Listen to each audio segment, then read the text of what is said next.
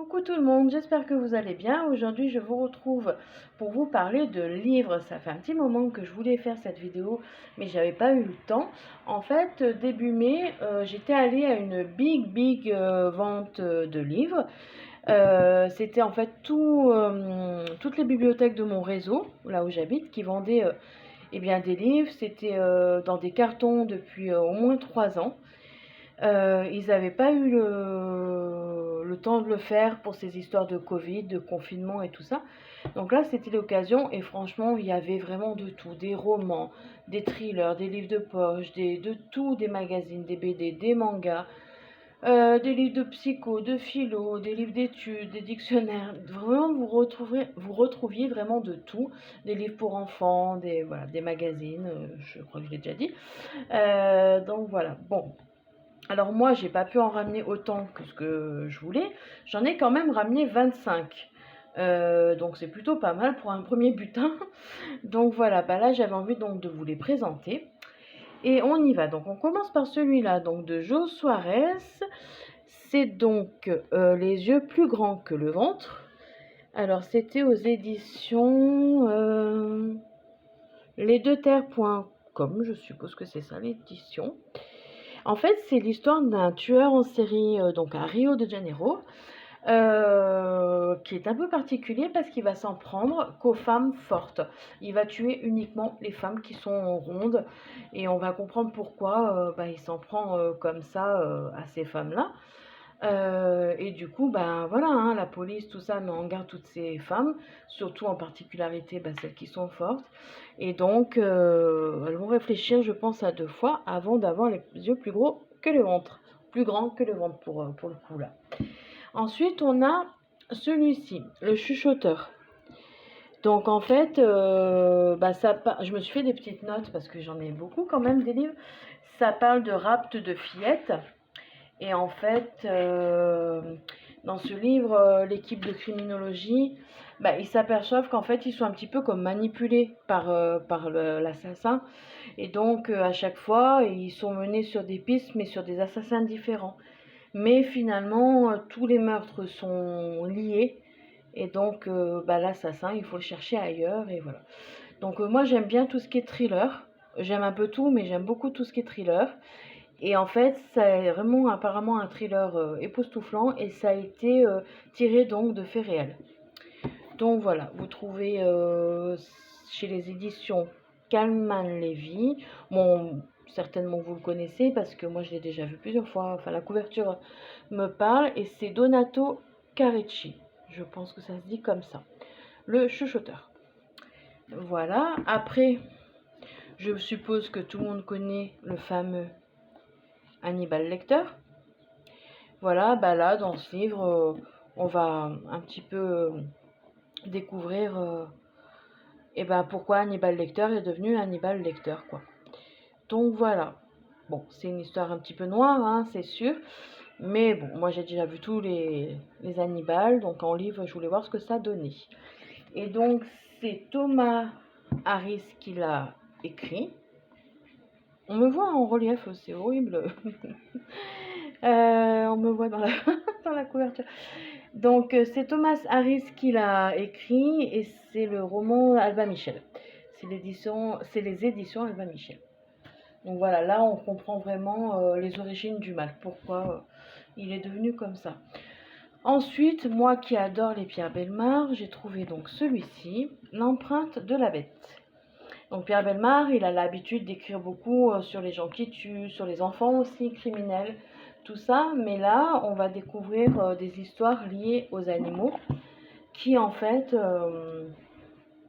il nous explique que les animaux sont bien plus forts que l'homme et voilà. Donc ça sera tout des histoires liées aux animaux, certainement de crimes animaliers, quoi.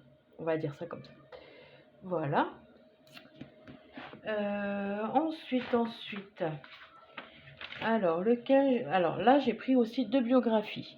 Il y a celui de Charlotte Valandré. Vous savez, c'est cette célèbre actrice qui a joué dans Cordier, jugé flic, qui a joué dans Demain nous appartient, qui est donc séropositive depuis pas mal d'années Et donc elle écrit beaucoup aussi et elle nous explique souvent dans les livres sa philosophie, comment penser, voilà, comment adopter telle ou telle attitude face à telle ou telle situation. Enfin, j'aime beaucoup sa plume en fait, comment elle nous guide et tout ça. Donc j'ai pris celui-ci.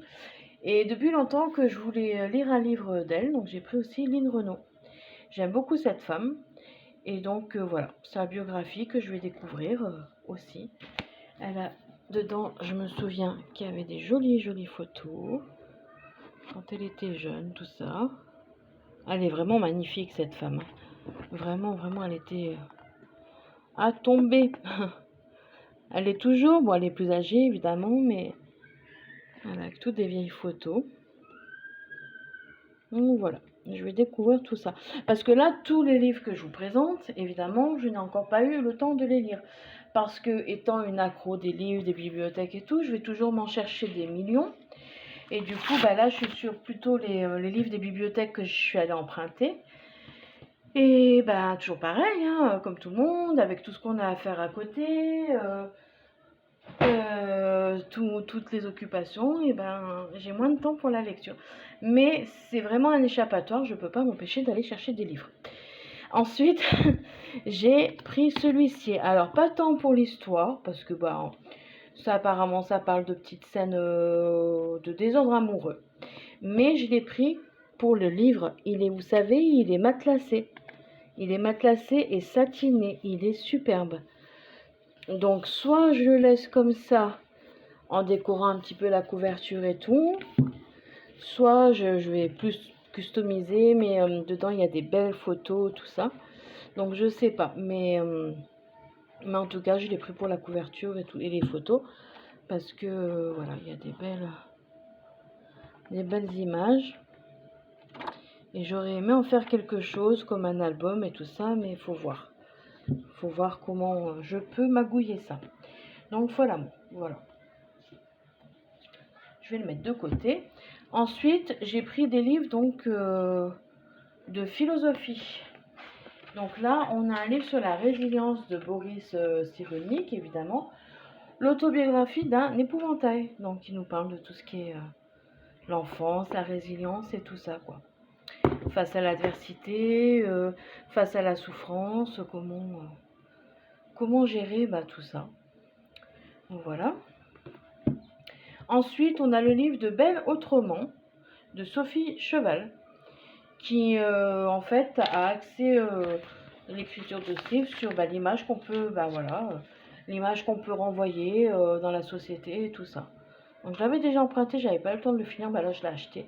Parce que franchement, c'était vraiment des prix attractifs, quoi. C'était 50 centimes les poches, 1 euro les romans, 50 centimes les BD, 20 centimes, 10 centimes les magazines. C'était vraiment des prix dérisoires. Là, ça m'a fait 23 euros pour les 25 livres. Donc franchement, il n'y a rien à dire. Et donc ce livre-là, il était donc de chez Armand Collin. Voilà, Belle Autrement. Je vous ferai un point lecture quand j'aurai eu le temps de tout lire. Et là, encore un livre philo, N'importe qui peut péter un câble, de Viviane Coves Masfetti.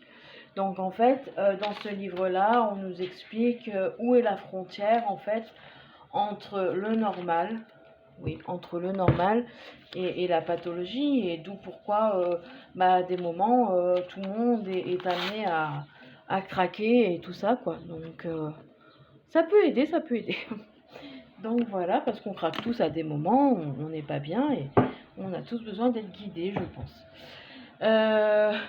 Ensuite, on a un Musso. Donc voilà, Musso, c'est plein d'histoires un petit peu thriller, policière aussi. Donc Guillaume Musso qui a écrit L'appel de l'ange. Donc l'appel de l'ange, en fait, ça parle de... Donc en fait, c'est deux inconnus qui vont se rencontrer dans un aéroport et ils vont se bousculer. Et dans cette bousculade, les portables, tout ça, les affaires tombent. Ils vont ramasser donc leurs affaires, mais quand ils ramassent leurs affaires, ils vont se tromper, ils vont échanger de portable. Donc du coup, la femme se retrouve avec le portable de l'homme et voilà. Et c'est plus fort qu'eux. Bah, du coup, après, quand ils s'en rendent compte, bah, c'est un peu tard parce qu'ils sont à 10 000 km l'un de l'autre. Et du coup, plus fort qu'eux parce qu'ils vont fouiller dans le téléphone de l'un et de l'autre. Et ils vont se rendre compte qu'ils sont liés par un secret qu'ils pensaient du coup enterré à jamais. Donc voilà l'histoire de l'appel de l'ange. Donc ça m'a plutôt plu, j'aime bien, j'en ai acheté 2-3 des Musso. Mais il faut vraiment que je me mette à la lecture, oui, oui. Donc voilà, ensuite on a Toi. Alors, oui, on a Toi, Toi comme toi quoi. De Zoran, alors ça va être dur à dire, Dronverkar, oui. On retrouve apparemment chez les éditions Sonatine. En fait, ça c'est l'histoire d'une... il y a une tempête de neige et donc qui crée un immense bouchon sur l'autoroute. Et là, en fait, il y a un homme qui descend de sa voiture et qui va tuer 26 personnes, minutieusement, méticuleusement, pardon. Et en fait, on découvre que c'est le début d'une série de meurtres, quoi. Allons savoir pourquoi cet homme-là se met à tuer tous ces gens. On va le découvrir donc plus tard. Ensuite, on a des livres un petit peu d'amour. Donc, Quand on aime. Donc ça, c'est, comme j'ai vu, c'est 30 histoires d'amour, voilà. 30 histoires d'amour pour 20 ans d'édition. Donc tout simplement, des histoires à découvrir au Chili, en France. Donc voilà, plein d'histoires à découvrir à Cuba. Donc ça m'a attiré, le titre, la couverture. J'ai trouvé ça plutôt sympa. Ensuite, on a... alors, Quand on aime, ça vient de qui? J'arrive pas à savoir. Les éditions Métayer. Voilà. Et qui est-ce qui a écrit ça? C'est un recueil en fait. Un recueil de plein d'histoires. Donc voilà. De 20 ans Métayer.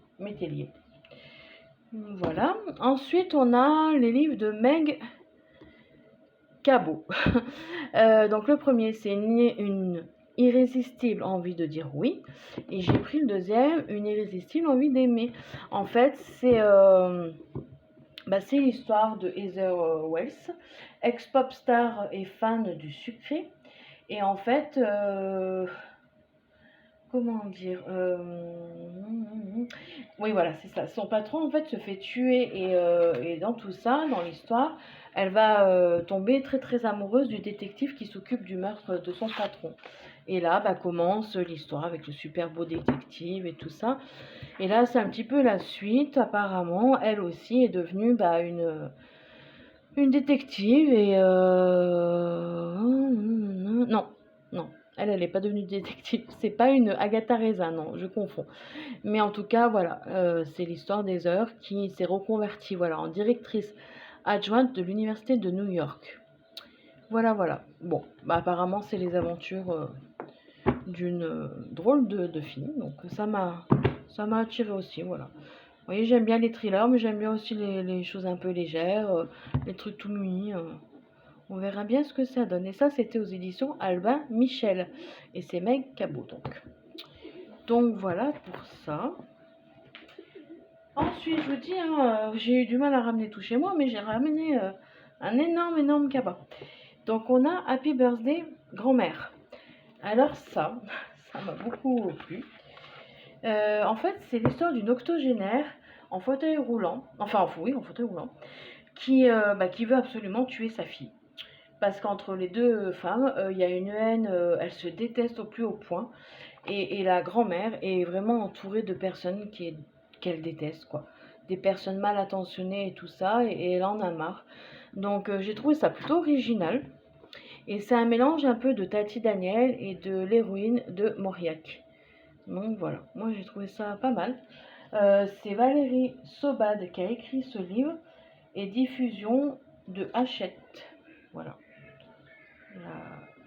La maison d'édition. Voilà. Ensuite, on a ces deux petits livres de poche. Finalement, des livres de poche, j'en ai pas pris beaucoup, j'en ai pris que 2. On a celui-là, Nora Roberts, ça m'attire aussi ces romans. J'en ai vu quelques-uns, j'en ai pas lu encore, mais j'en avais vu quelques-uns qui m'attirent pas mal. Donc, Une femme sous la menace. En fait, c'est une femme qui, alors c'est ça, je crois, c'est une femme qui se retrouve témoin en fait de meurtre de la mafia russe et du meurtre de plusieurs de ses amis.